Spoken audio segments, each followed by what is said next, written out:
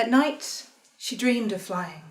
She grew used to loving you from afar, even as she stood beside you, but the bird in her knew this was no way to live, no way to love. So one night you came home to an apartment full of feathers and learned you had lost her to the skyline. I think we should teach girls to run as soon as they learn to walk. Before we teach them please and thank you, before we teach them be nice, try and see it from his point of view, before we say you are overreacting to his hand where you do not want it. Just ignore it. He's only pulling your pigtails, only hurting you because he likes you, and liked is the best thing you can be. Teach them to run.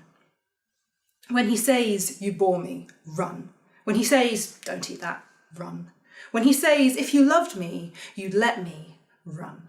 When he says, be less different, less you embarrass me, run. When he says, you are lucky to have me, just a few small changes and you will deserve me, run. We should teach girls to run so if the time comes for them to take flight, they will know what a runway is for.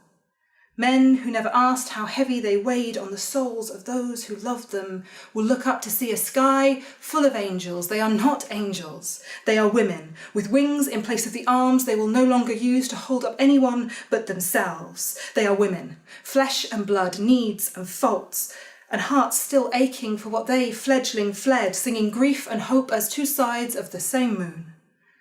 At night, she dreams of you, and her feathers twitch.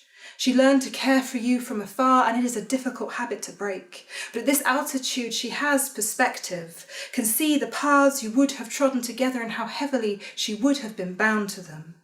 Growing wings is wrenching, bloody. She will not give them up now.